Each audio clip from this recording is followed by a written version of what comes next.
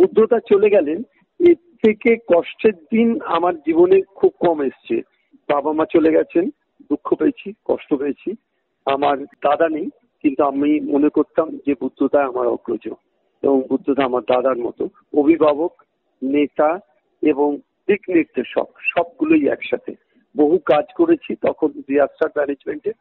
সেই কাজের দর্শনটা খুঁজে পেতাম বুদ্ধদার কাছ থেকে, এবং কিভাবে চলবো, কোথায় যাব না যাব, কিভাবে কাজ করতে হয়, তার সবটাই বুদ্ধদাই ঠিক করে দিতেন তা না, কিন্তু বুদ্ধদার সাথে কিছু সময় কাটালে সেই জায়গাগুলো বোঝা যেত।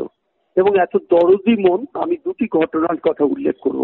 এক হচ্ছে যে 2013 সালে আমার স্ত্রী ডক্টর স্বপ্না মুখার্জি, তখন কলেজের প্রিন্সিপাল, সে মার খেলো, যে ছেলে তার সেই সময় চুরি করে পরীক্ষা দেবে, তাদেরকে আটকাতে গেছিল, তার জন্য মার খেলো।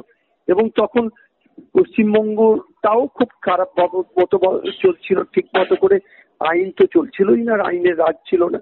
তো সেই সময় যখন আমরা হসপিটাল থেকে আসছি, আমি আমার স্ত্রীকে দিয়ে, তখন প্রথম ফোনটা মীরা বৌদির ফোন থেকে, মোবাইল থেকে যে ফোনটা ছিল সেটা বুদ্ধদার।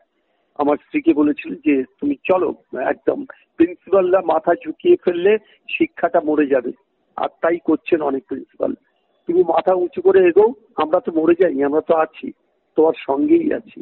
এই এটা একটা বিরাট বড়, এটা হচ্ছে একটা মানবিক দিক। তখন তিনি মুখ্যমন্ত্রী নন, তিনি, আমি বললাম যে অগ্রজ, ঠিক দাদা সুলভ তার বোনকে যে কথা বলেছেন, তো আমিও আরেক ভাই হিসেবে সেটা দেখলাম। এটা আমার জীবনের একটা বড় বড় একটা উপলব্ধি বলতে পারেন, একটা দিক নির্দেশ বলতে পারেন। দ্বিতীয়টা আমার মনে আছে, জ্ঞানেশ্বরী এক্সপ্রেস অ্যাক্সিডেন্ট হয়েছে, আমাকে পাঠিয়েছেন, সন্ধ্যের সময় একটা ফোন করেছেন যে তোমার সন্ধ্যের পরে ওখান থেকে চলে আসতে হবে। আমি বলে দিয়েছি ডিএমএস থেকে চলে আসবে। আপনারা জানেন আমি সারা রাতি ছিলাম, কিন্তু তারপরও অন্যায় করেছিলাম, তাকে বলছিলাম যে আমি চলে যাচ্ছি, কিন্তু সারা রাত ছিলাম।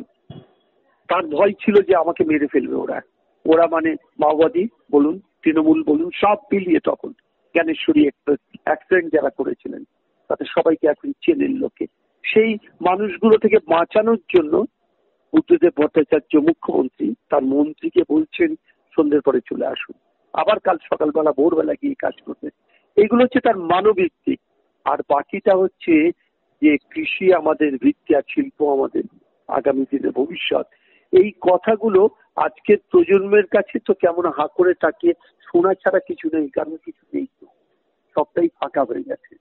শিক্ষা ডুবে গেল, স্বাস্থ্য ডুবে গেল, সবটাই, শিল্প নেই। এইরকম একটা দিনে বুদ্ধদা চলে গেলেন, বড্ড কষ্ট হচ্ছে ব্যক্তিগতভাবে, এবং সমস্ত মানুষের একটা অংশ হিসেবেও খুব কষ্ট হয়।